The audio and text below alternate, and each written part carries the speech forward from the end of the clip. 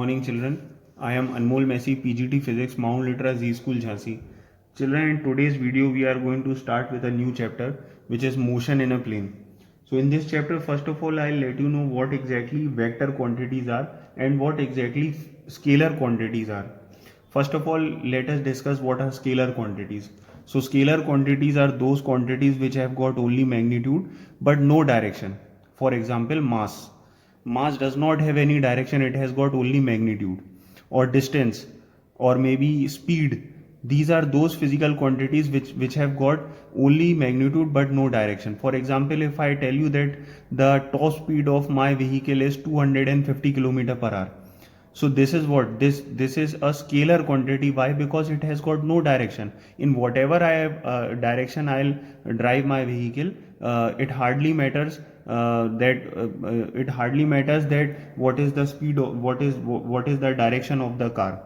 Okay, the speed would remain the same, the magnitude would remain the same, whether I drive it in north direction or south direction, or east direction or west direction. So direction would not affect the motion of the body. Hence, we can say that it is a scalar quantity. Okay. Similarly, work is also a scalar quantity. If I tell you that I have performed work today, आज मैंने बहुत काम किया. Now, what is the direction of this work? So it hardly matters in what direction you have done the work. Work requires only magnitude, it does not require any kind of direction for that. In whatever direction work is performed, it hardly matters that in which direction you are performing the work. Only the magnitude is important, right? So scalar quantities are those quantities which have got only magnitude but no direction. But as far as vector quantities are concerned, these are those physical quantities which require magnitude as well as direction. Okay, like for example, force. Okay, if in case I push you in north direction, as per Newton's theory, the body would move in north direction. But if I apply 50 Newton of force in south direction, the body would move in south direction. So these are those physical quantities which depend on the direction, in which direction you are applying force. Like for example, if in case you will apply the force in east direction, the body would start moving in east direction. So these are those physical quantities which require direction, in which we are supposed to tell the direction also. Weight is also a vector quantity. The direction of weight is always downwards. Okay, similarly, velocity is also a vector quantity.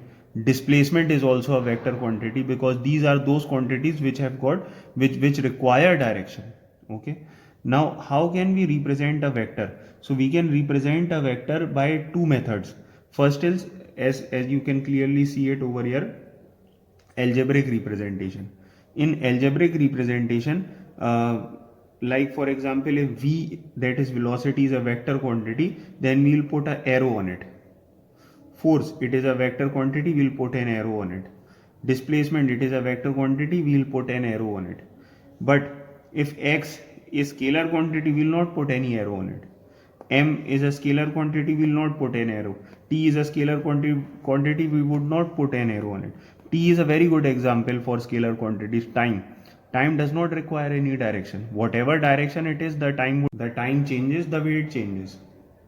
Okay. Now this is also a very important thing. What if we have a vector quantity but we require only the magnitude, not the direction? Like for example, if we are calculating something, we are doing a numerical, and we just require the magnitude of the physical quantity, not the direction. However, it has a direction, but then we don't require the direction right now. So we can use modulus for that. If f is a vector quantity, we are going to put a vector sign on it, but then we'll put modulus sign, and we'll say that f is a vector quantity, but right now only magnitude is considered.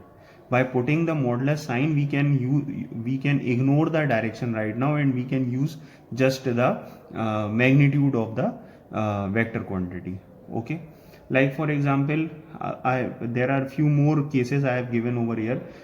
If in case if I write f and it is a vector quantity and I put a arrow on it like this. So this is wrong. We can't do this. Okay, I have written an equation over here, but then this equation is not correct. Okay, this arrow does not mean that the direction of the body is in this direction. Okay, no, this is wrong. This arrow just indicates that the body has got a direction. Like for example, it is written 40 Newton in south, but that doesn't mean that this arrow would point in south. It would always be represented like this only, but then yes, the direction is in south. Like the for example, if the body is experiencing a force in north direction, so we will not put the arrow like this is wrong. If the body is moving in south direction, we will not put the arrow like this. We will not put the arrow like this. We will always put the arrow like this. Okay, however, the direction could be north, east, west, south, southeast, whatever, but then we'll put the arrow like this only. Okay, now the second method by which we can represent a vector quantity is graphical representation, in which we just draw a big arrow in which the tail of the arrow represents the magnitude of the physical quantity and the head of the arrow represents the direction. So let us take few examples for that. If we are supposed to represent 40 Newton in south, this is a physical quantity which we are supposed to represent. So what we will do is we will take a scale. Let 10 Newton is equal to 1 centimeter, and we will draw a line which is of 4 centimeter. Each centimeter would represent 10 Newton, and the direction of the head would be south. Why south? Because it is given in the question.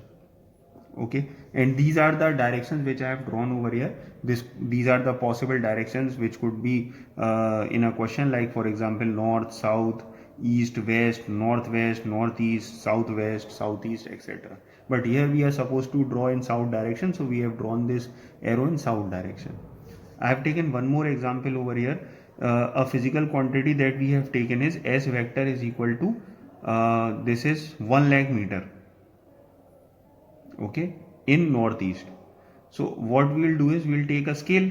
So let us take that 50,000 meter is equal to 1 centimeter.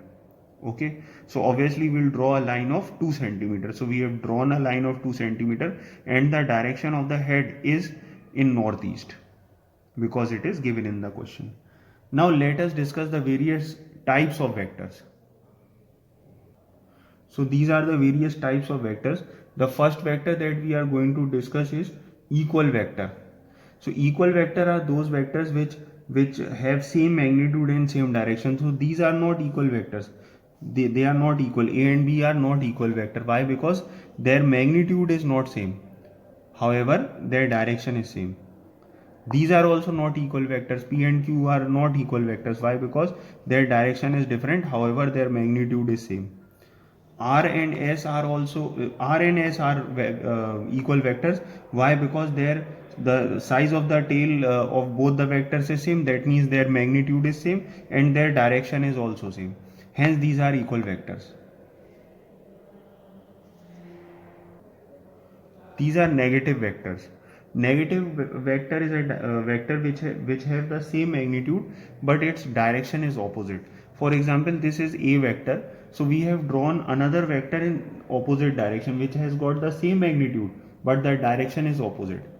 Okay. Similarly, this is b vector and this is minus b vector because it has got the same magnitude but its direction is different. These are co-initial vectors. Co-initial vectors are those vectors which initiate from the same point. So we can see that we have got a vector, b vector, c vector and d vector. All are originating from the same point.